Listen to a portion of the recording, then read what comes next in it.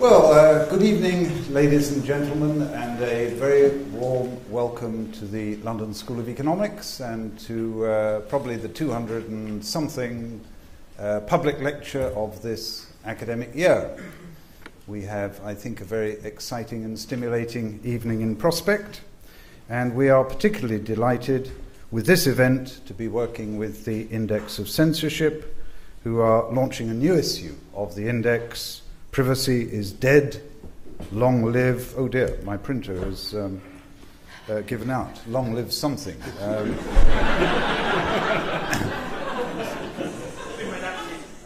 Open debate, perhaps, something of that order. Well, we have a sparkling list of speakers, a panel of speakers, and I'm going to invite John Kampfner, who is the director of the Index, to say a few words and to introduce the speakers. John.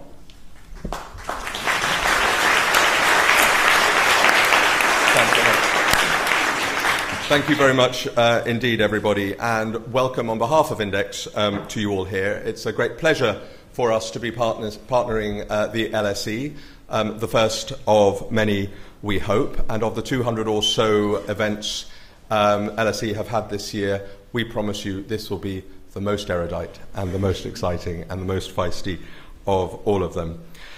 We'd also like to thank our publishers, Sage, who are publishing Index's quarterly magazine. Fantastic publishers they are. For those of you who are not acquainted with us and with the magazine, when you leave or when you've come in earlier, you will see there is a table with the magazines, with subscription forms, and there are various ways of subscribing offline and online. This new edition of the magazine, which we are launching tonight, and the missing word is privacy. Privacy is dead, long live privacy. Just to say a couple of housekeeping points. Channel 4 are filming tonight, and LSE are filming tonight, so if you don't want to be filmed, I suggest you go home. If you are tweeting, please make sure your mobiles are on silent, but the hashtag is privacy debate, and we promise both on tweet and on Twitter and in real life it will be a sparky and sparkling occasion tonight. Index is the UK's leading and one of the world's leading free expression organisations. Our aim is to shine a light on the black and white cases of abuses of free expression, on censorship around the world in authoritarian regimes. Sadly, these cases are just as plentiful and just as egregious as they have always been. We also shine a light on what we call the shades of grey, issues of offence, issues of confidentiality, issues all around these grey areas now of what is a publication, Twitter, Facebook, etc. And no more issue is more salient currently than privacy.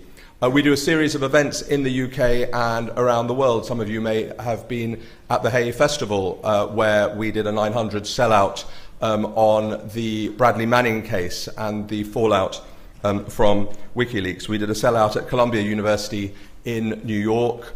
We have been in Prague. We're going to be in the Middle East, in North Africa, following up on some of our excellent work that we have been doing specifically in Tunisia and in Egypt and elsewhere. So we cover the waterfront, and we do it in a way that is very relevant to today. We do it through the magazine. We do it online.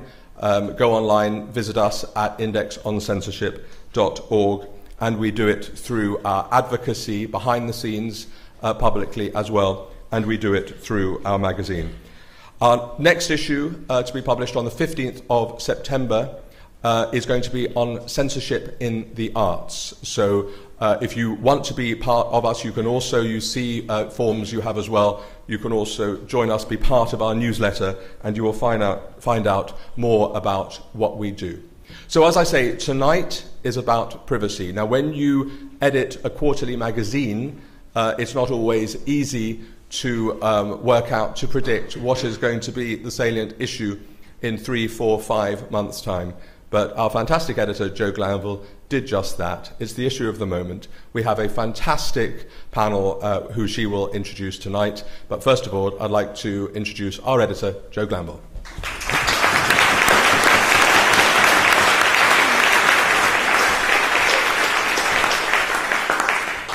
Good evening, everyone. Thanks very much, John. Tonight we're going to be discussing the proposition, injunctions are a necessary evil. And I'm delighted to welcome a supremely well-qualified panel to take on that question. To my right, Max Mosley, the former head of Formula One, who famously won a privacy case against the News of the World 3 years ago, and he's now trying to change the law so that prior notification becomes a legal requirement, which means that newspapers would have to inform the subject of a story about their private life before running it. Now, he lost his case last month in Europe, but he's indefatigable, I think, and is now seeking to have the case referred to the Grand Chamber of the European Court, so it's not over yet. Hugh Tomlinson, to my far right, is a barrister, a QC, a media law specialist. His notable cases include the landmark fight for the publication of MP's expenses, where he represented Heather Brooke. He's currently representing a number of the News of the World's phone hacking victims, including Sienna Miller, Ulrika Johnson and Jude Law. And particularly pertinent for tonight's discussion, he's representing CTB, who was outed as Ryan Giggs, and he also represents Sir Fred Goodwin. To my far left is David Price, who is actually in the blue corner because he represents Imogen Thomas. He's a solicitor advocate, a QC, an expert on defamation and privacy. He was also represented the writer Nima Ash in another very famous landmark privacy case. She wrote a book about the singer Lorena McKennitt and was prevented from publishing a number of passages, and David represented her in the appeal. Suzanne Moore, on my left, is an award-winning columnist who writes for The Guardian and The Mail on Sunday. In 2009, she famously resigned in protest as contributing editor to The New Statesman after Alistair Campbell had the gall to edit the magazine as a guest editor. She stood as an independent candidate for Hackney North and Stoke Newington in the elections last year. Please welcome our panel.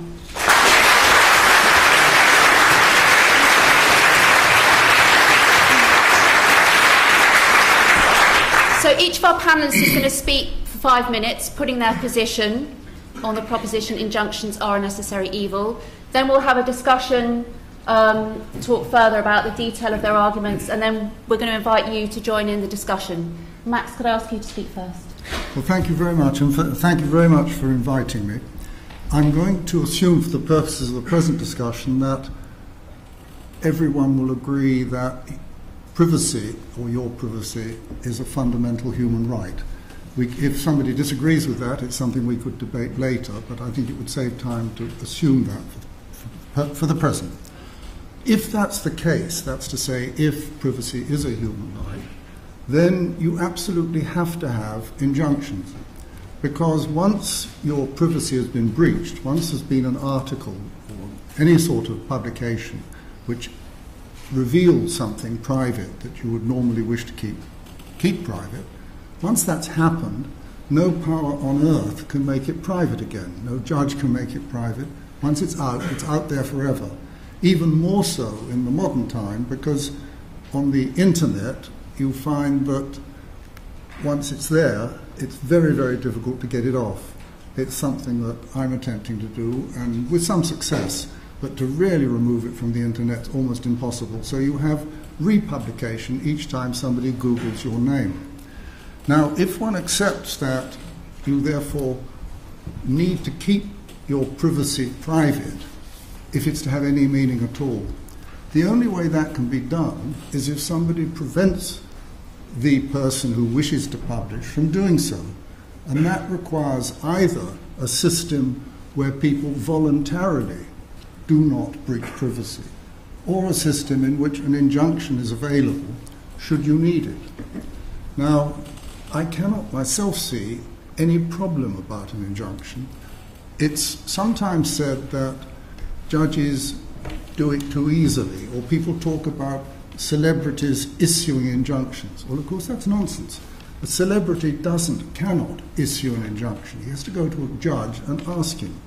Now, the law is actually weighted heavily in favour of the media, because in the Human Rights Act, Section 12, they've got a whole section which erects barriers to an injunction which are not there in the ordinary law of injunctions, the so-called American cyanamide case.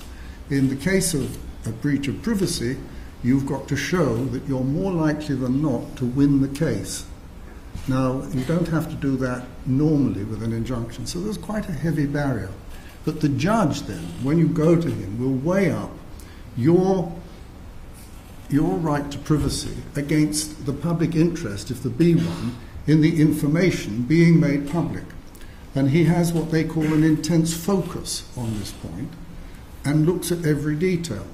And of course, that's one of the reasons why it'd be quite difficult to have anything much more than the privacy law we have, because every case is different. Now, to me, that seems fairly reasonable. Obviously, on the one side, you've got a right to privacy, but on the other side, the public does have a right to know things that the public need to know in order to make the sort of decisions that members of the public have to make all the time. So that seems entirely reasonable. So then what's wrong with it? What am I complaining about? Just to finish what I'm saying, I want prior notification, because if you don't know, you can't ask for an injunction. What happens is the newspaper ambush you.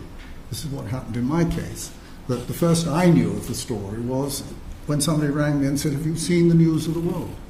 Didn't know anything about it until then. Now, if I'd known about it, I would have asked a judge for an injunction, and I'd almost certainly got one. But I didn't, so I couldn't. According to Mr. Dacre, the only 1% of cases involve no notice to the person involved. I think he may have been exaggerating slightly to try and convince the Select Committee in the House of Commons, but that was the point that he made. Now, it is only a small minority, but for those people, it's devastating. And the final point is this, that if you take the worst possible case, imagine that a newspaper filmed a perfectly ordinary but celebrity couple who were married or together in an hotel room making love. The newspaper then publishes this, puts it on the internet, and the first the victims know is when they see it in the newspaper. There is no remedy. When they go to their lawyers, they will be told, if you sue, it will cost you money, you'll get the publicity repeated all over again, and there's a slight risk you might lose, which would be even worse. Now, to have a system where there's no remedy for something like that is a negation of the rule of law. It's absolutely extraordinary, but it's true. In my case, which I won, I got record damages of £60,000. The newspaper were ordered to pay a high proportion of my costs, unusually high, more than 80%, £420,000. The bill from my solicitors was £530,000. Sorry, £510,000, leaving me £30,000 out of pocket. Now, that is not a remedy. So when I said at the beginning there's no remedy in English law for a breach of privacy, that, if you like, is the proof. Thank you very much.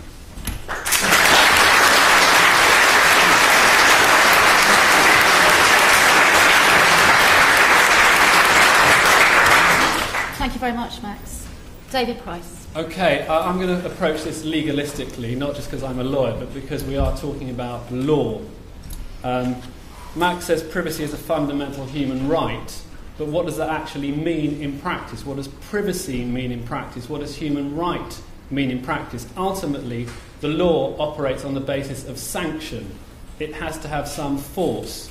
And if you're asking whether injunctions are a necessary evil in the context of privacy, free speech, and a feral press, then you are talking about a legal sanction and asking why we need to have a legal sanction. If we have a feral press, it is because people like to buy newspapers of the type that some people would like to describe as feral, with stories that some may say involve trespassing on a person's private life. Now, the reason the tabloid press runs these types of stories And the reason why broadsheet newspapers follow them up rather sniffily is because people like to read about them. We're all curious, and we're all curious about sex. And if we want to live in a free society, then the only way to stop one person communicating information that another person wants to receive is by the law, essentially. And I think that's a very blunt and potentially dangerous instrument that has to be exercised with great care, and you have to be extremely careful about what you wish for. Law inevitably, I said it's a blunt instrument, it involves sanction. There are other features of law which I think are relevant to this debate. The first is law involves cost and uncertainty. Now, you can't get away from that. And privacy law and privacy as a concept is particularly uncertain because you have to apply this intense focus to all the facts, and you have to have this concept of a reasonable expectation of privacy that no one can predict, and it's extremely subjective. And you've come away from a system under the old law of breach of confidence, which was essentially based on an obligation arising through an agreement that you would keep the information confidential. And that's something fairly certain in contrast to what we have now. And wherever you have cost and uncertainty, it favours the rich over the poor, because the poor can't afford to fight because they can't afford to take the risk. And therefore the powerful in society will have the ability to use these laws in their favour. And it also involves a huge amount of self-censorship, because people can't afford to take a chance. So they self-censor, and that's the chilling effect that you get from strong privacy laws, that people don't try and get the evidence to perhaps show whether there's a public interest, because there's such a huge risk involved in that process. Another factor is that law is administered by judges. So in practical terms, with the privacy law, it is the judges who decide what you can and cannot read. Now, the judiciary like to express it in terms of, this is a recent judgment, newspaper editors have the final decision of what is of interest to the public. Judges have the final decision of what is in the public interest to publish. Well, essentially, that is censorship. I am deciding what you are able to read. Now, I don't want to be critical of any individual judge, and I think it's very easy to criticise. It would be foolish for me to be critical of any individual judge, but I genuinely don't want to be. I know that might sound very toadying, but it is also quite easy to criticise the decisions of others if you don't have to make that decision. But I think it is a fair point in this debate that the judiciary as a whole are unlikely to be the sort of people who read the Daily Mail or the News of the World or think that there's any inherent value in that. So you have essentially a group of well-educated people who will generally have a certain value system determining what the masses can or cannot read. And I think the judges are particularly sensitive to arguments about children coming home from school upset. Now, that may be a valid point, or it may not, but it's a sort of argument that a paternalistic judiciary is going to find extremely attractive. So it's actually administered by judges, it's not administered by juries. It wouldn't be practical for it to be administered by juries, but essentially it's a power of censorship on the part of the judiciary. And then the final thing, as I'm coming up to my 5 minutes, is that the efficacy of the sanction, and therefore the efficacy of the law, depends on, it depends on whether you have the power to prevent the information coming out. Now, information is not something that can be locked up. And the more the public wants to find the information out, the more it will come out. Because the law is restricted in terms of jurisdiction, so an order can only bite in this country. It can only affect people who are frightened of the sanction, and lots of people aren't going to be frightened of the sanction. And it also creates a kind of schoolboy, schoolgirl effect, where the headmaster has said you can't read that, so suddenly everyone wants to read it. And that's what's happened. And then we have a ridiculous scenario here, where my client cannot refer to the person who is suing her, yet in the promotional material for this particular event, we have Hugh Tomlinson described as Ryan Giggs' lawyer. So we get into all these absurd situations. So I think that I'm not answering the question, do we need injunctions? I mean, clearly in certain circumstances we do. Doctors and patients, solicitors, very defined circumstances where there's an agreement. And obviously in some situation that Max is giving, which a newspaper would never do in any case, of some people who just happen to be having sex. Well, can anyone give me an example of a newspaper that has published some footage of two people in a hotel having sex without any other accompanying material related to it? So, for all these reasons, I think if you're going to answer the question, yes. I mean, obviously it's yes to an extent, but you have to be extremely careful about what you're wishing for. Okay, thank you.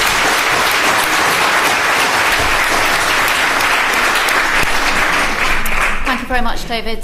Hugh Tomlinson. Thank you. What we're talking about today are privacy injunctions and privacy injunctions against the press. And they are necessary. They are an evil. The reason they're necessary is the press, particularly in this country, trade in people's private lives. They buy and sell private information about individuals for the purposes of attracting more readers. If there wasn't such a trade, injunctions of this sort wouldn't be necessary. Now, private life is a difficult concept. It has fuzzy edges, but I think its core notions are very clear. People have referred already to sexual information, financial information, medical information, and it's a fundamental right, I would argue, that people should be able to choose which of that information they want made public. Some people may want to publish a lot about themselves, some people very little about themselves, but it's their right to choose. It's not the right of the media. Now, this is a right which needs to be protected against the state. The state shouldn't be able to intrude into people's private lives without justification. It needs to be protected against multinational corporations, against the powerful generally. And one aspect of that is protecting against media intrusion. Now, that is, of course, subject to one absolutely fundamental point. And the absolutely fundamental point is public interest. Now, in the context of the recent debate about privacy injunctions and affairs and adultery and footballers and so on, there's very little being said about public interest. The boundaries of public interest, as the law understands them at the moment, are actually fairly clear-cut. They cover things like deceiving the public, exposing crime, protecting the public against risk to health or to life or limb, exposing financial wrongdoing, exposing the unsuitability of people for holding public office. We can obviously debate where those boundaries might lie. I mean, there's a strong moralistic tendency in the popular press that says the public interest should include the exposure of adultery. Well, it's an argument that can be had. Maybe that's where the boundary should be put. But there's no real dispute that, as it seems to me, that private information should only be disclosed where there is some proper public interest to justify that disclosure. There are also debates about what exactly constitutes private life. Again, those are perfectly proper debates to be had, but the two core concepts, private life and public interest, seem to me to be ones which are clear, which are generally accepted, and in certain circumstances necessitate injunctions to prevent what is otherwise private information being published. There are two other points I'd like to make. The first is, of course, there are issues about the effectiveness of injunctions. In the context of the social media, and particularly in recent times, there have been all kinds of points that have arisen. But the fact that the law can't do something with complete effectiveness doesn't mean that therefore the law shouldn't try to do something about it. Most criminal offences, or many, are difficult to prevent, but the law tries to stop it happening. Equally, people exposing private information where there's no public interest, the law should try, and its mechanisms need to be strengthened. The second point I'd like to make is that this is an area which seems to me something that Parliament should be intervening and bringing in a privacy law.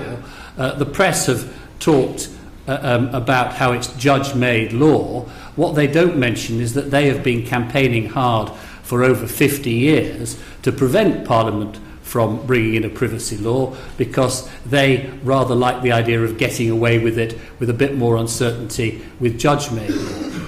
I'm not suggesting that when Parliament lays down the law, if it did, it would be significantly different from the present. But I think what would be absolutely crucially important is it would have a democratic legitimacy, Parliamentarians would have considered it, they would have thought it through, they would have voted on it, and these issues would have been argued out.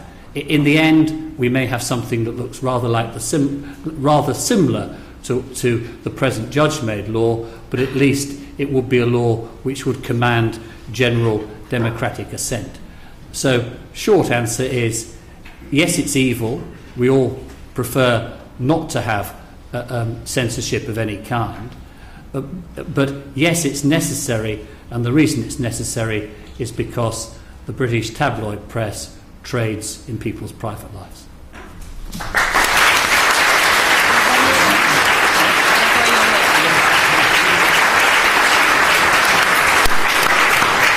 Thank you very much, Hugh. Suzanne Moore. Hello. I think I'm here because I represent the kind of parallel universes of the Mail on Sunday and the Guardian. But I'm a columnist. I'm not here to represent the editorial line of either of those papers. I don't actually agree with Paul Dacre's line that what constitutes public interest is kind of what sells newspapers. But I'm very wary of turning this, as David said, into a broadsheet versus tabloid argument, because we all know that the broadsheets pick up, ironically, 2 days later, the tabloid stories. And as I always say, postmodernism means never having to say you're sorry. My own position has changed on this over the years. I mean, I was, in the 90s, I was very interested in media intrusion. I was also interested in what constituted the public interest. And as a feminist, I was also interested in the mantra, the personal is political. So we were actually peeking into people's private lives. And the news agenda changed. It became more tabloid, and it became, I think we shouldn't underestimate the significance of that. If you go back in time to the 90s, we were looking at Clinton, we were looking at a monarchy undermined by what was called gossip. All that gossip turned out to be true. Even in the last few years, what we were told was gossip about the Blair Brown feud turned out to be true. So I'm not anti-tabloid in the way that some people here will be. As politics has moved to the centre, I think what is happening is we're seeing the policing of morality, and I think that's probably where a case like Max's comes in, and the reshaping of news to constitute a new agenda. And our notion of privacy has changed between generations. I would say that what we see through reality TV and through the culture that we live in is the means of production of celebrity, and we also now have the means of production of actual information, because we have the web. Now, this is what's changed things. There are parallel universes between what young people do and what regulators say they can do. The generation that controls the press and the law, I think, has a very different definition of what's public and private. So the question then is, who is the authority and how that is enforced? So when Hugh said, well, it doesn't matter, whether you can enforce the law or not, you still have to make it. I mean, we have seen with Twitter that it does matter. Do I think that people have the right to privacy? Yes, I do. Do I think the role model argument specious? Yes, I do. I think it's ridiculous. I don't expect footballers to be role models. Do I think injunctions are necessary? Yes, sometimes. We all know the ones that are. They're the ones taken out by public authorities to protect children and so on. But the injunction, where the press, I think, is more in the mood with the public than either lawyers or politicians, is the ones that the press are pushing are the ones taken out by rich men to protect their sexual affairs. We may not like this, and newspaper editors certainly wouldn't like this scrutiny, but that's what's happening. And there is a problem here if it is not about judging people's sexual behaviour, but if people are paying for sex, they are at more risk of someone then selling that story on. I mean, this is just how it's playing out. Why do people feel no compunction busting these injunctions? Well, I think now we have a kind of celebrity class that we project our stuff onto and then we shame them. The net is a place of power without responsibility, and journalists are simply part of that. We have a generation that assumes the right to know online. They feel they have the right to access information. At the extreme end, we have the right to hack in a kind of Asperger's way, where we just hack systems and we do not care about harm to individuals. If you look at the WikiLeaks stuff with Assange, that's the other end of the privacy debate. So I don't think this is simply about press freedom. It's about our whole notion of privacy, which I think changed 10 years ago once we got mobile phones, once we had the net up and running. People who run the net are very well aware of how they need to regulate it, they don't want to. Mark Zuckerberg talks about premature regulation. He's backing off from that. Sarkozy is saying they're going to regulate it. Cameron sits there on the day you bust the Giggs injunction saying, what do we do? Actually, most 10-year-olds now are using, my 10-year-old is online. Well, my cat is online. My cat has his own Facebook page. How come these people in charge, judges, lawyers, they keep talking about Twitter as though it's some kind of, other world? They don't feel any obligation to learn, to understand how social media works. My answer to this would be, not with children, would be to teach web literacy, not to censor things, but teach literacy and teach them about privacy. I teach my children about that.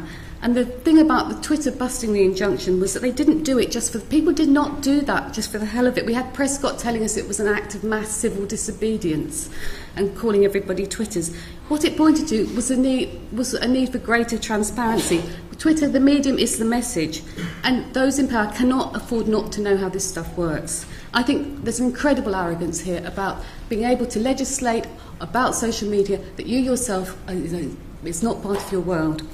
In the end, I would always come out, I'm a journalist, I would always come out, I suppose, on the side of freedom. And I think that people who have grown up with a far bigger notion of that they operate in public space, that they've watched Big Brother, reality TV, I think their notion of freedom is different. I would hate a French situation. The recent case with Strauss-Kahn with the French media at its elite covering up that rape case. They protect their politicians, they work together. I would much prefer the British situation. So, yes, I would come out with for freedom over privacy.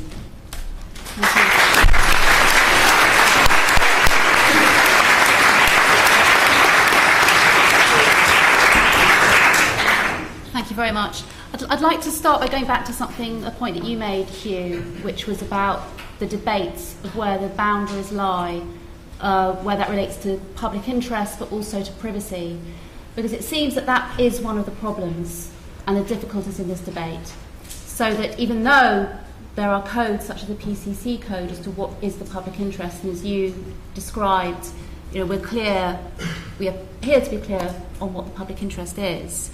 Just the other day, we had Mr. Justice Tugendhat apparently saying something very, very different, and apparently shifting the goalposts. And I'll just read what he says, which was, "It is in the public interest that newspapers should be able to report upon cases which raise a question as to what should or should not be a standard in public life. The public interest cannot be confined to exposing matters which are improper only by existing standards and laws," which seems to be a very different position on what is the public interest. So, and then just to look at privacy, we've seen cases in Europe where they seem to have redefined what privacy is. Surely that is one of the major problems in these cases and in this whole issue. Well, I don't think it's a problem. I mean, there's a dynamic social debate which is perfectly proper, and exactly where you draw the boundaries is something which people have different views on, and is something to which we can all contribute. And there's nothing is fixed in stone, and I'm entirely. I'm sure everybody in this room is interested in participating in such debates and seeing exactly where we put it. I don't think you don't need to say, everything's as absolutely clear cut. You can have injunctions. These are the bright lines, and we don't need to say anything more. I'm entirely. Mr. Justice Tugendhat said that's a matter of debate. Strasbourg has, as you rightly say, had different notions of private life. But I don't think any of that invalidates the fundamental core points that I make, that there's a core area of private life that actually most people agree on. And I think actually there's some surveys which show that teenage users of social media actually have quite strong notions of privacy, actually rather stronger than the generation, the older generation. But there are interesting debates to be had. But I don't think.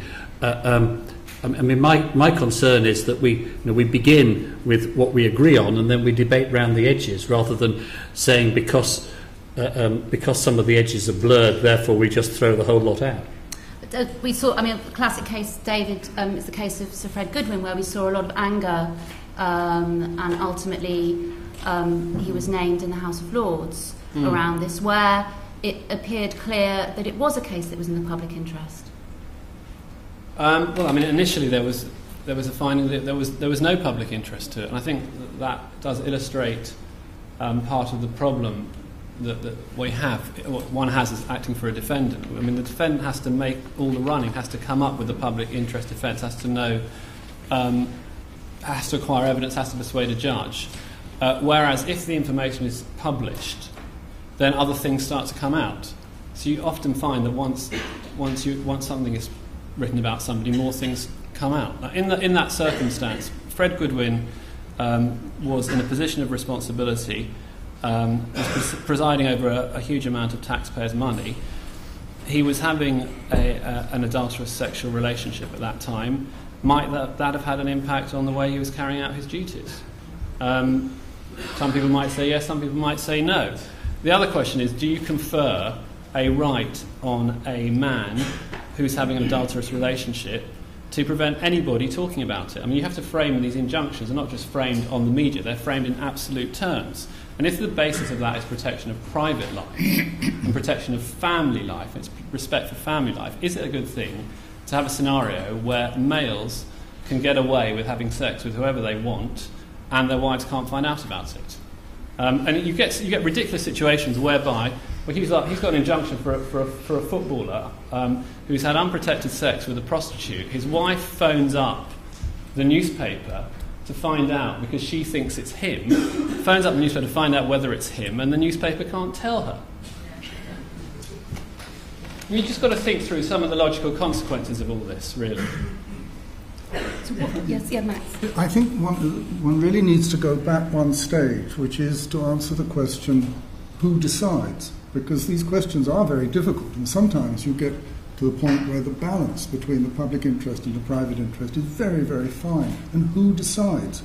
Now, if you don't have courts and you don't have injunctions, it's decided by a tabloid editor. Well, we know what the tabloid editors are like.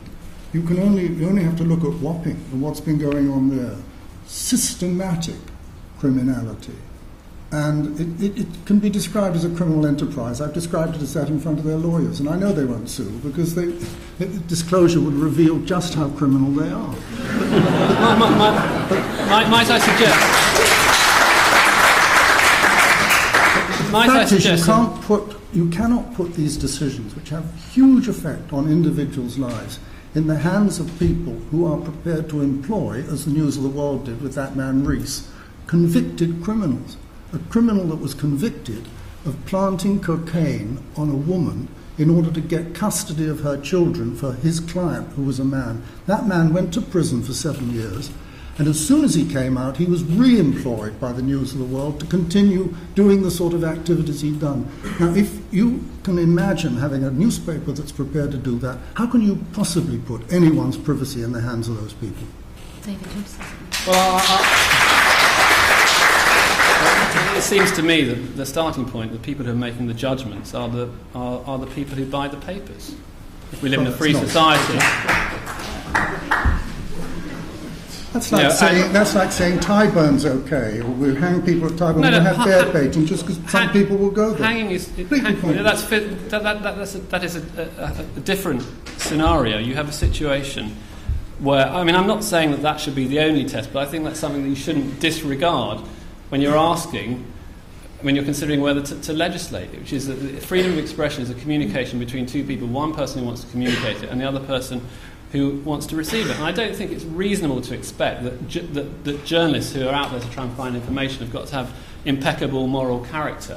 I mean, isn't it better that we have a feral...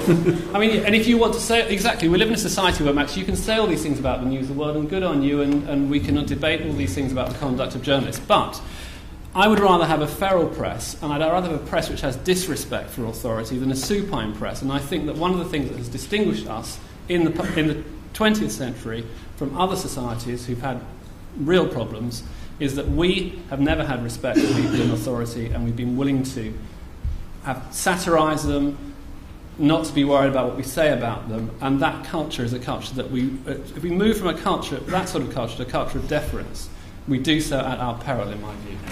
Have go back to the point that you were making earlier, Suzanne, about what the tabloids write one day turns up in the broadsheets the next day. And again, it's a point that David is just making, that we make this disjunction between what is in the tabloid press and what is in the broadsheets that isn't wholly honest.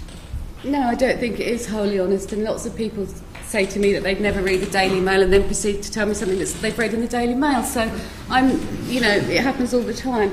I agree with David about this thing about deference. Actually, the problem with journalism is there's been too much deference. That's why we had the banking situation. That's why we had the MPs' expenses. I mean, journalists have had a lot of deference where they shouldn't have done. Journalists should be out there to push things. But I don't think it's just that people buy papers because they want to read tittle-tattle. This is something, as I said about the gigs injunction, you have to, for it all to function, you have to have a pact between the public and those in authority that we respect each other. People simply do not respect this law. They do not think that Ryan Giggs should get away with it. I'm sorry, they just don't. And I don't know what you're going to do, what law you're going to make, what moral code you're going to bring in to change that. Because when people just can switch on a computer, see that information and pass it on in 2 seconds, they will. Now, how are you going to stop that happening? How are you going to stop it happening? You're not. So I just think that the people making the law are kind of living in another world, really. Hugh, Max is pursuing his case in Europe. Do you think that if he ultimately was successful, would that make a difference? It would make some difference. I mean, there's a wonderful of the many hypocrisies you find in the coverage of this kind of thing in the press. I mean, there's a wonderful little example. The press have been campaigning for a long time so that they have prior notification of injunction applications. And they've persuaded the Master of the Rolls' committee to change the rules so that they have prior notification. But on the other hand, for them to give prior notification of going to publish, they say is completely contrary to the public interest and will cause, the world will collapse. They normally do. Well, I'm afraid I spent today doing a case where they didn't. It's quite common for them not to do it. But you see, the point about deference, I mean, of course we don't want a press that's deferential to authority, but the press is attacking, it's not footballers or people like that are making the decisions in this country. The press are being deferential to the politicians and attacking the celebrities as a kind of ersatz way of demonstrating their independence. I mean, you mentioned the Dominic Strauss-Kahn case. It's rather interesting. In fact, there was a book published about his sexual misdemeanours in France 3 years ago. There's nothing in French privacy law that stopped that publication. What stopped more discussion of his sex life was the fact that the French press were being deferential towards authority. Now, the English example is one that's rather close to home. There's the phone hacking story has been very big in The Guardian and the Financial Times and the Independent. When the other day there was a story about Jonathan Rees blagging the bank accounts of the Prime Minister and a member of the royal family, that was reported in virtually every newspaper in the world, apart from the Times and the Sun, who were being, deferential towards their own in this context. We get exactly the same phenomenon in the British press. The idea that we have the attitude that the campaign of misinformation about privacy over the past 3 months demonstrates our press being not deferential to authority is, I'm afraid, ridiculous. No, but I'm not here to defend News International, but we have a lot of other newspapers. We can read these stories. All these stories are online. So however deferential the Times and the Sun were, you could read it elsewhere. Yeah, but that doesn't support the point. It doesn't support the point you're making. The fact is, you're trying to say, or David's trying to say, that we don't want a deferential press. It doesn't help at all to talk about what's online or not. The fact of the matter is that online is where the press is. I'm sorry. It's not. Well, anyway. Well, beside the point. Sorry. Can we talk about the question of whether injunctions actually work? and bearing in mind the cases that we've seen, whether it's in the House of Lords, the House of Commons, or on Twitter, we've seen injunctions being challenged, and we've then seen a number of occasions recently judges saying, yes, okay, the injunction's been broken online, but that doesn't really make any difference because it's much worse if you read it in the press. And I'm wondering, David, how sustainable that is. Well, I think I have to be a bit careful considering that issue is very much an issue in the case that I'm dealing with. So, I mean, one thing I think I can say is there's clearly a maelstrom, there's a massive power struggle that's going on at the moment between the politicians, between the media and the judiciary. And the judiciary relies on its power, and it's quite right that the judiciary should have power on its orders being respected. And I think it's important to respect an order. And so one can understand when a politician disrespects an order that is something that the court doesn't just want to say, oh, okay, I'll accept that. So I can understand where the judiciary are coming from, and I think the separation of powers is extremely important. So I think I'll just confine myself to saying that.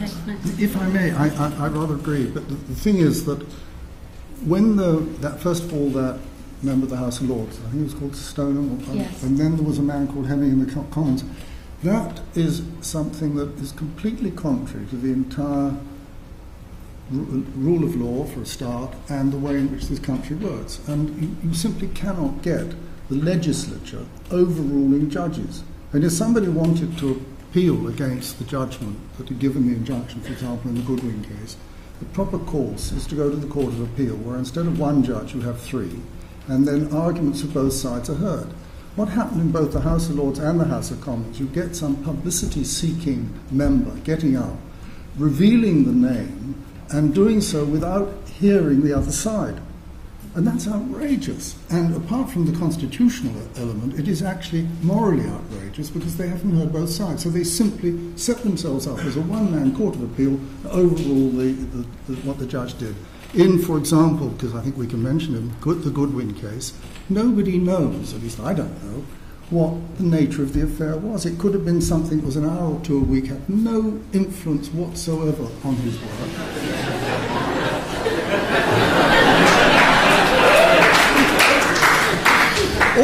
Or it could have been something going on morning, noon and night in the boardroom, on the boardroom table. And unless you know which of those two things it is, you cannot form a judgment. Now, the judge had the advantage of knowing. The person in the House of Commons or House of Lords didn't, and that's why it's so wrong.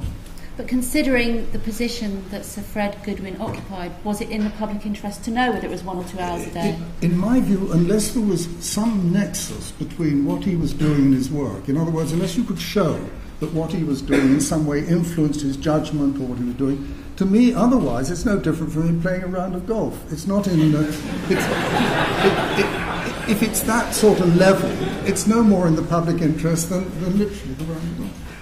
Suzanne, do you think that it's in relation to Twitter, if we are going to see more cases as we might of this mass civil disobedience where whatever the Attorney General Dominic Grieve might say about making prosecutions, there's no way everyone can be prosecuted.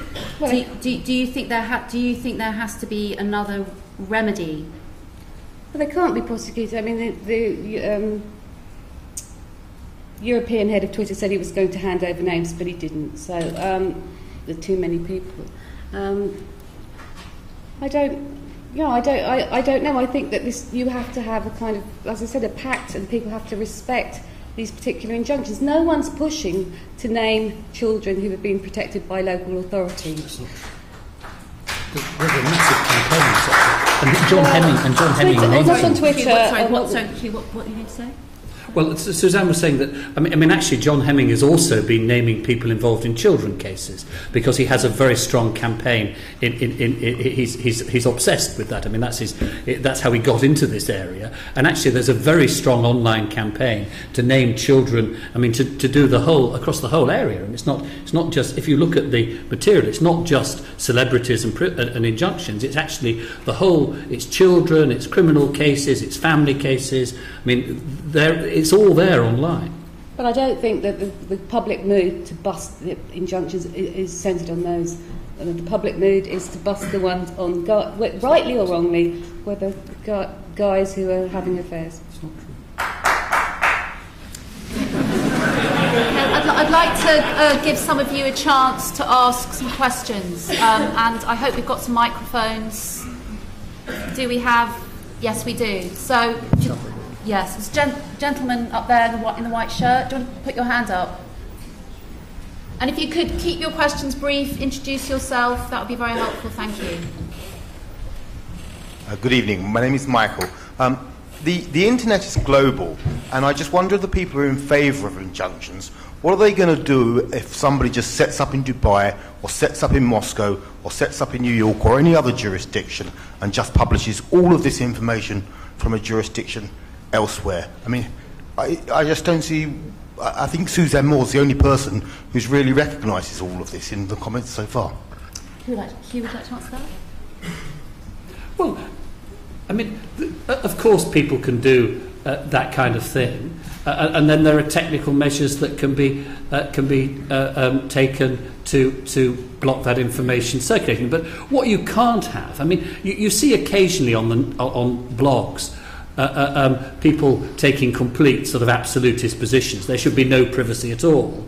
But you know, the answer to that is, well, okay, send me your bank details and I'll put those on the internet. I mean, everybody believes in some degree of privacy. Of course, you know, people hack into Sony, they get private information, they put it on the internet. In the end, you've got to have technical measures to stop that happening. I mean, it's difficult, but it's not impossible. Thank you. Anyone like us to come on that? Okay. David Allen Green, New Statesman. Are injunctions really the only remedy? Editors are making commercial decisions. Wouldn't a system of exemplary damages or accounts of profits be equally effective but not breach the publish and be damned principle? Nice.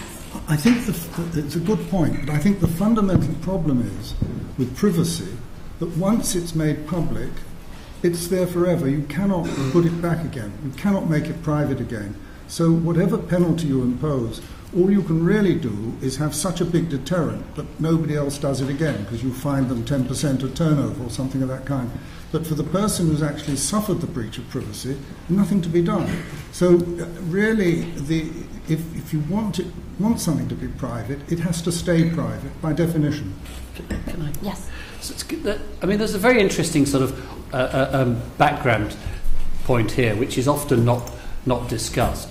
The press is completely unregulated in effect. The broadcast media is very strictly regulated. If the broadcast media interferes with privacy, Ofcom can fine them very large sums. I mean, £2 million. And the broadcast media in general doesn't interfere with people's private lives. And if the press was subject to similar regulation, then that would be an alternative remedy. But you've got to bear in mind the kind of sums. I mean, a really good, top-quality, intrusive story is worth... I mean, I've had a case where someone was offered £1 million for a story. I mean, you're going to have to start offering damages of several times that figure to deter people, which completely changes the legal landscape. It's not impossible, but it's very difficult. Alan Gwyndav. A comment followed by a question. The comment is, I'm very interested to know that the three gentlemen in their opening talks all constructed this very much in terms of the press. Bearing in mind the reference to deference, you could construe, of course, that the public defers to the press as an institution of power. Suzanne, on the other hand, was the only person really that made significant mention of the fact that the public have very wide access to the internet and the various media that makes possible.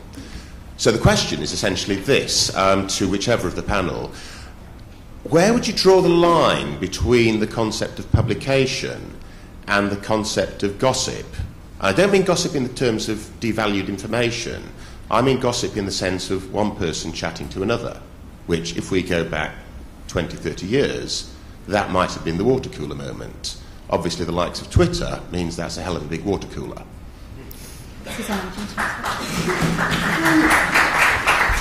Some of this is gossip, and I tried to say that at the beginning, that a lot of things that we were told were gossip turn out to be true. You know, I was told as a journalist that Blair and Brown got on fantastically well. You know, the invention, Alistair Campbell,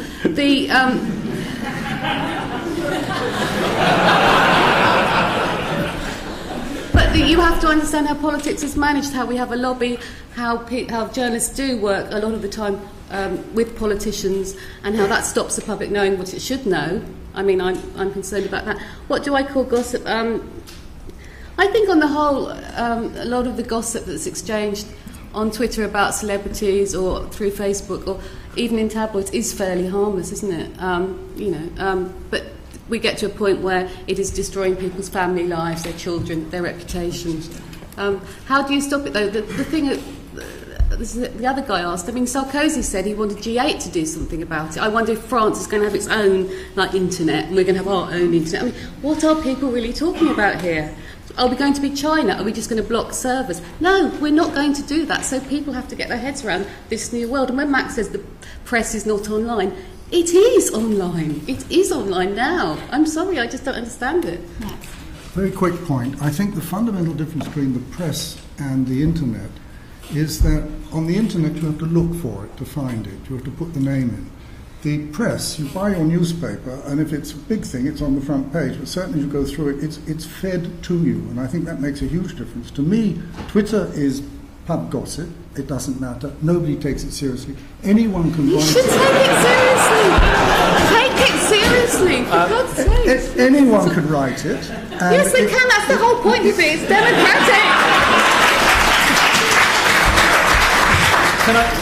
The thing is, anyone can write it, and if you took a newspaper and allowed everyone to write whatever they like, nobody would believe a word of it. Well, it doesn't believe much as it is, but it'd be even worse then. David. Can I just be clear where I'm coming from? I do think that enforceability of a sanction is really relevant in this whole debate, and I do think that, as I said before, the problems of jurisdiction, the problems of an injunction basically capturing everybody, are things that we need to bear in mind as to whether we have these injunctions at all.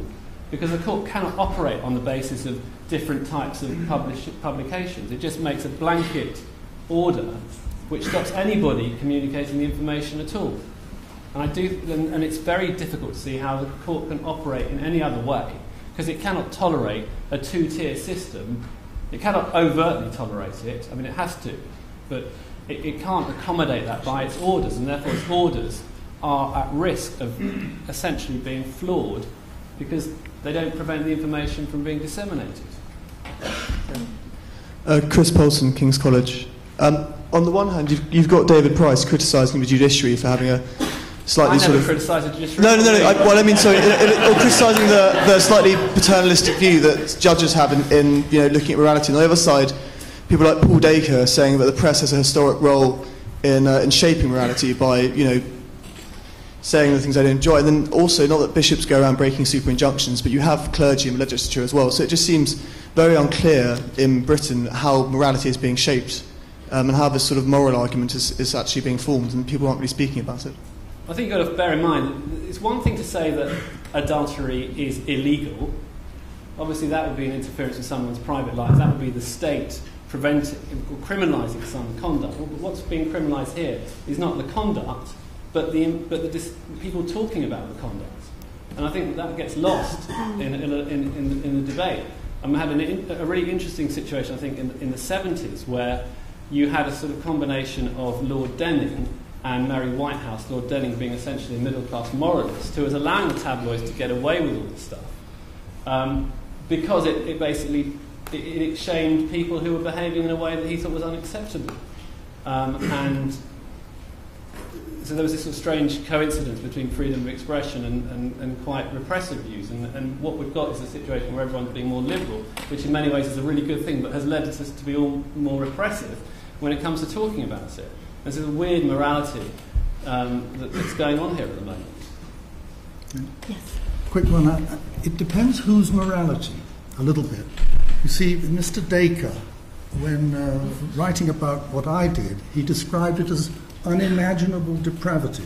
But it raises the question of what in his mind is ordinary depravity.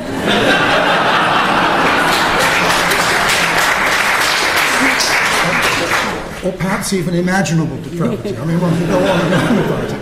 But the trouble is, it's whose morality. And the fact of the matter is, if something's private and it's legal, there's a very powerful argument for leaving it like that. We all love gossip, everybody does, but that doesn't necessarily mean it's right to publish it. I'm Brian Hogan from student in UCL.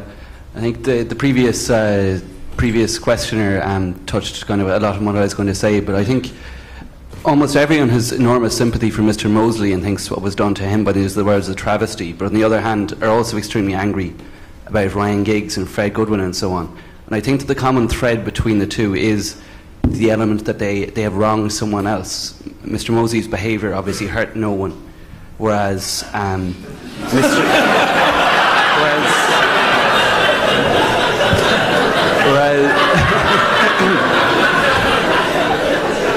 mean in the moral rather than the physical sense, but whereas Mr. Giggs and Mr. Goodwin obviously were cheating on their wives, and I think that it is that element of moral turpitude on behalf of somebody who's in the public eye that really, the idea that they're using privacy to conceal immoral behaviour is what gets people's votes, and I wonder if the panel agrees. Do you share Mr. Dacre's view that it should really only be done on a Saturday night with the lights out and the curtains drawn?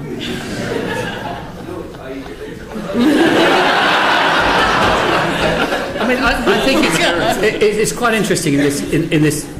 One of the things that's often lost in the context of injunctions is it's assumed that every adulterous affair has the same form, whereas in fact, I mean, there are some cases where the husband and the wife are together and they want the injunction. There are other cases where it's the wife who is bringing the claim. I mean, people talk about it being a rich man's game, but I mean, actually, there are women who bring privacy injunctions as well. Each case has a different set of circumstances, and one of the problems is that in tabloid they're all reduced to the same set of stereotypes. I mean, it's always the footballer who's playing away and the slapper he's having the affair with, and so on. The range of sort of possible moral positions, which is actually quite complex in anybody's life, is completely blurred by sort of and people say the public are outraged by all this. But I mean, the public don't actually know any detail about any of the facts of these cases, and all they know is the completely distorted version that they get from the tabloid. The Daily Star did 12 stories about a client of mine in successive days over the past 2 weeks. Every single one of them was invented. I mean, it's just if you take that as your window on the world to find out what's going on, you're going to be very badly misled. Yes, as somebody who has worked for almost 50 years for the feral, depraved, popular press, my name is Anne Leslie, veteran foreign correspondent. Most of the time as foreign correspondent, but I am associated with the Daily Mail. And actually, funnily enough, I'm proud of that. Because although you would regard Mr. Dacre as being, devil incarnate, because he doesn't share your views on sexual morality, I don't care about your views, or his, frankly. But what you are proposing and what you want is to have a regulatory body. Now, I have spent most of my life as a foreign correspondent. I've worked in over 70 countries so far, and I have seen what happens when the press is being controlled, even if it's not being controlled by law, because the consequences of offending not just the government, but powerful and rich people, are so appalling that they go into what one editor in Africa told me was a preemptive cringe. You're so afraid. I can't say this because they'll be, bashing in my door, they'll be kidnapping my children, this sort of thing. And if we allow too much regulation to get rid of the nasty stuff through the press, then I fear. There's a wonderful play called Night and Day by Tom Stoppard, where there is a rather not unlike myself, in some African country, and there's an expat posh woman who he's arguing about why the press must be free, and she says, I'm with you, the freedom of the press is just the newspapers I can't stand. And then he says, yes, I know what you mean, because I start arguing about freedom of the press is part of the liberty of our society, and I'm banging my fist on some starlet's naked nipple. But he said, all those stories are, I'm afraid, the price you have to pay. The society has to pay for not having a row of Max Mosley approved of regulators. Because that way, honestly, oblivion for a free society. Well, first of all, I don't think... First of all, I don't think that Paul Dacre's the devil incarnate. I see him as a rather prudish old fuddy-duddy, and that's as far as I would go. But I think the point you make, of course, about the press in totalitarian or semi-totalitarian societies is absolutely true. We desperately need a free press. What we don't need is a press that abuses the power that they have. And that, you've had your say, and now I'd like to have mine, if any. What they do is that they completely abuse the power they have, and you have the Murdoch press, where Mr. Murdoch's not even a Brit, sits in New York, dictating to the government here, and even the police, what they can and cannot do. The only thing between us and a Murdoch dictatorship is the judiciary. Unfortunately, they're up for it. But one cannot overstate how serious that situation is. When the press are in a position to do whatever they like, they consider themselves above the law, and they're now deeply shocked that just perhaps they may be brought to account. I'm afraid.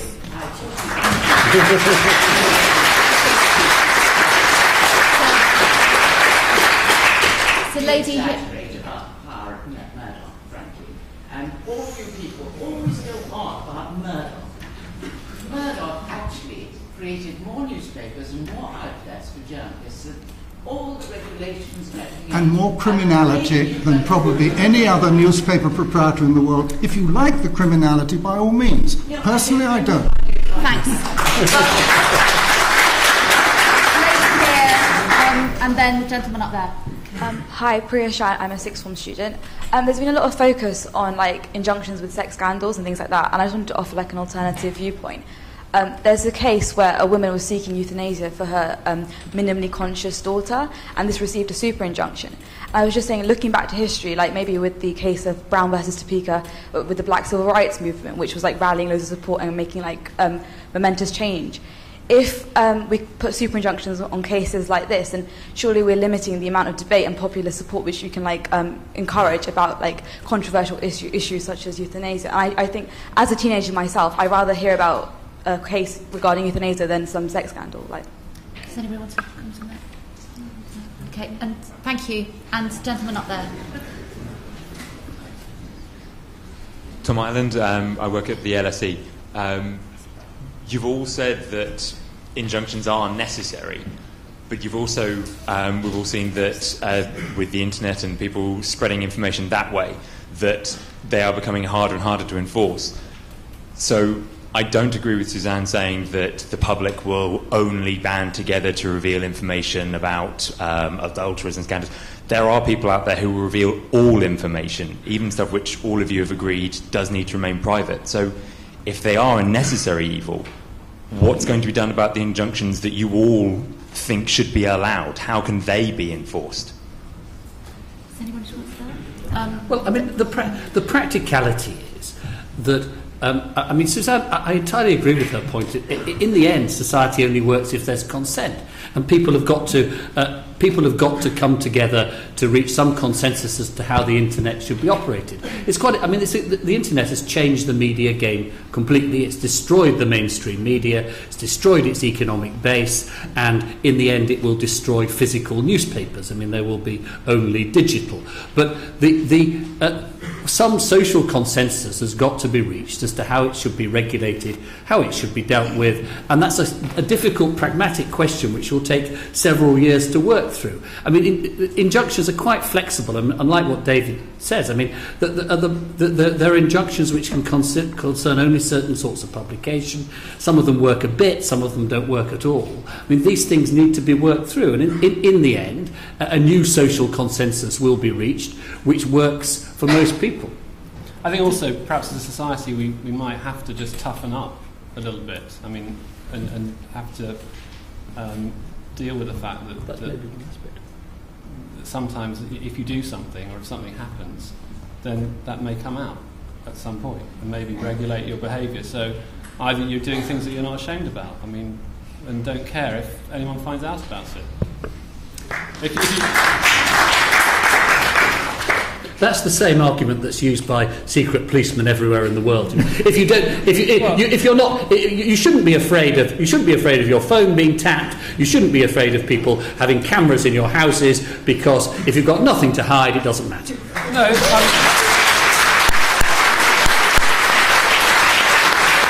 think that's a complete misrepresentation of what I said. He is a lawyer. He always does it in court as well. So are you. It's a lady just then. Hello, thank you. I'd love to pick up on that last point, but actually I want to make the point that I personally believe that injunctions are very necessary, but I also would like to believe that they don't actually need to be as evil as I see them today. As I understand it, the way the law is framed, it relies on the subjectivity of a single judge to come to a decision in what we have heard is a culture of some patronising paternalism that can allow the real evil of one person's human rights being totally denied at the expense of someone else's. So that a defendant, and we're not only talking about newspapers here, that's a really helpful and convenient smokescreen, I believe, for the reality of what is happening in the Queen's Bench division on occasions, is that that defendant will never be allowed to speak freely about parts of their lives. And they will have that right denied to them because someone else needs to protect their public image from exposure of their private duplicity. If the judiciary are always making our decisions for us, how will individuals ever take responsibility for their own actions? May I just say something? I mean, the case of McKenna and Ash established that effectively private information was property. So if you have a shared experience with somebody, that becomes the other person's property if they're more famous than you. And I don't understand how you can treat someone's experience as a piece of property that someone else can restrain just because they're more famous than you. Well, I was just thinking of where we could agree, actually, not disagree. I think most people go out there. I do know that people will spread all sorts of bad things as well as these lesser injunctions on Twitter. But on the whole, that's not been happening so much. Where we can agree, I think, is when you talk to most people, they say businessmen and politicians are fair game. Celebrities, not so much. I'm thinking of a case that my paper did, Lord Brown, head of BP. People, on the whole, supported that because they could see that his lies and his covering up of an affair had influenced, his business, and we were, BP's shareholders had a right to know this stuff. So when you get cases like that, you see that the public is not actually as feral as it's sort of made out to be. People understand why somebody in a position of power has covered up something, they don't like it, and they feel the same way about politicians. I mean, the blurry area is the celebrity area, isn't it? I mean, I think most people are fairly happy with the press going really quite heavily with people who use taxpayers' money. That's it. Thanks. I'm Steve Barnett, University of Westminster. A couple of comments. First of all, on social media. I think there are some misconceptions which we probably ought to address. Suzanne, I think you painted a bit of a caricature of our leading judges still working with quill pens on old manuscripts. I suspect one or two of them may even have their own Facebook pages and are well aware of social media and online. Well, maybe not Hugh, but I know one or two who do. Let's be clear. We're actually talking here about media power. Where does the power lie, and where is the power of publicity? And it's absolutely true that you can spread a name on Twitter or via online very quickly. The number of people who are actually exposed to that particular name is a fraction of those who will hear it either through the broadcast or the print media. But perhaps more importantly, you've really got to be pretty imaginative to give the details of Ryan Giggs' sex life in 140 characters. Over 17 pages with a special pull-out supplement of a tabloid newspaper, I think is rather different. And that's what tends to get spread around. So Hugh may or may not be right about the future of the tabloid press. I think I'm rather more sanguine, or some would say pessimistic about it. I think it'll survive. But there's no question that at the moment that is where the real power lies in terms of spreading news. Can I just say one more thing about regulation? Another caricature, Anne Leslie, who I've always admired for years and years. Fantastic journalist. But there are ways and ways of regulating, and you don't have to raise the spectre of some kind of totalitarian regime to understand that there are possibilities to backstop regulation when a particular institution is out of control that could work. And I would only ask you to remember there was only one journalistic organisation who found out the truth about weapons of mass destruction. That was real journalism practiced by the publicly funded broadcaster, very heavily regulated. Thank you. Suzanne, do you want to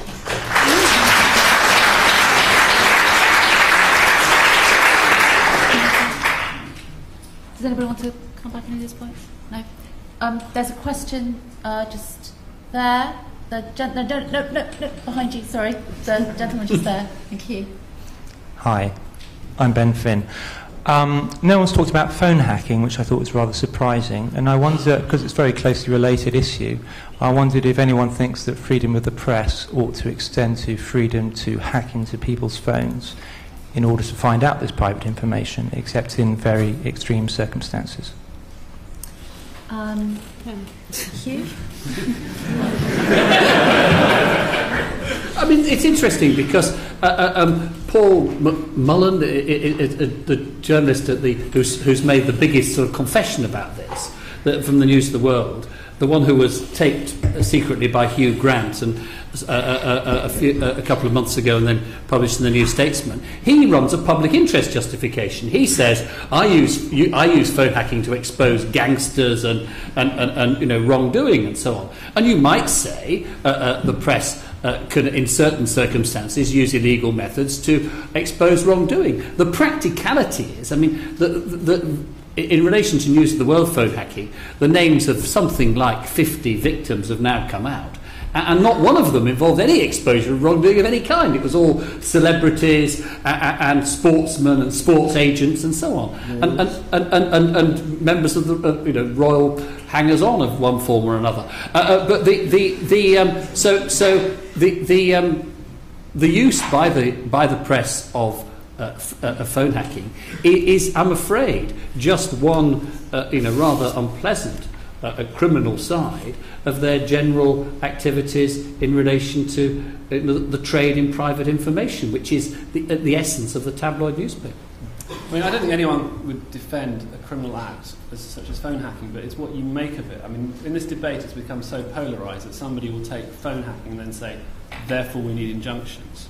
Or perhaps I could even say with me, I could give the example of the wife who phones up the News of the World to find out if it's her husband and can't be told. I mean, there's all extreme examples at every end of the scale, and you can reduce any argument to absurdity. But just because there has been phone hacking, which is a criminal offence and it should be punished accordingly, doesn't mean, therefore, you've got to have a whole regime of privacy injunctions.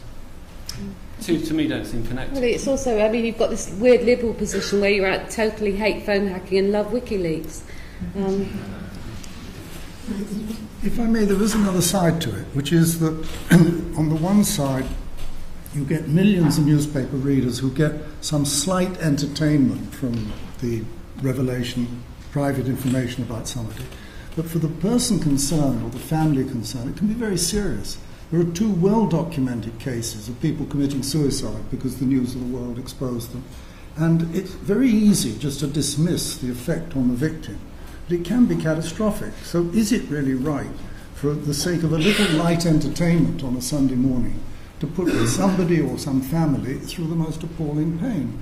Personally, I don't think it is. It really goes back to bear baiting, to Tyburn, to all those sort of things. People will read it. I will read it. If I had nothing better to do, I would read the News of the World. I probably would. People who buy it, I think they do so because they've got an inadequate sex life. I can't see any other. I can see no other explanation. But that said, if it's lying there and you've got nothing else to read, you probably read it. It's fulfilling an important social function then, if people are having an hour. They're getting their kicks from the News of the World. Great. Okay, we've got time for 2 short last questions. Gentleman there, and then there's a gentleman up there. Well, it's a nice introduction to my comment because David Price started, well, if people want to read about sex, they should, tabloid press should be there. But I think it would be in the public interest, as Max Mosley said, to have more sex and not read about it. But I think if we go more generally about the public interest, I think the role of the press, the reason why we have given them the power of freedom of speech at that, is to engage the public with civic engagement and participatory democracy. And any time that the public will read this tabloid press about Max Mosley or Ryan Giggs is not spent about what type of democracy you want to live in. And I think on the other hand, David Price also, if you are going to say, well, if we want to read about it because it's a commercial interest, do you support pornography and do you want to legalize prostitution? You're jumping a few steps there. But the answer. All I said was, I didn't slag any judges off, just for the road. And all I said was that in determining whether there should be injunctions, you have to take into account the fact that people want to read these newspapers, and you have to cater for that. And I think you can't just say, well, we think they should be reading something else. Let's ban the News of the World so they can all educate themselves on something lofty. And what sort of society is that we want to live in? People should be able to make a choice. And I do think there is some educational value about learning things from other people's private life. It may not be very fair. But I think we all learn. We learn about life from our own experiences, and we learn about life from our friends' experiences that we talk about, and we learn about life from other people's experiences. And there is, when you do read, take the Ryan Giggs story with his sister-in-law, those sorts of stories, and when you see him on the television, when you see him promoting a particular type of image and saying that he's settled down, he's extended his football career, and then you see that and you put that all into context, that tells you something about the modern world. It has some element of educational value to it. It's a little morality tale that helps us form our views about the world. David, thanks. And one very last short question over there. Yes, just been interested in the panel's views on the Andrew Marr injunction in comparison to the Ryan Giggs injunction, because the media didn't seem to pursue the Andrew Marr injunction, though it was out on the internet, but have pursued the Ryan Giggs, and I just wonder what the panel think about that. We could finish with just a very quick, pithy response to that, if it's possible. No? Okay. Max? Sorry, he's my client. No, I don't want to add anything. Freedom of speech. Well, that was always a strange one because everybody in the media knew it, but the public didn't know it. And we have the same with certain politicians' stories that have been covered up that everybody in politics or in the lobby knows. And I don't ever really, I know I'm a columnist, but I never really understand where these agreements are made, and I don't like the way the lobby works to cover up certain things. And I know Andy and I like Andy, but I think the media knowing it and not the people not knowing it was never good. Yeah, I agree. Okay. As Lord Justice said. Well, thanks for being such a brilliant audience. I'd like to thank our fantastic panel, Hugh Tomlinson, Max Mosley, Suzanne Moore, David Price.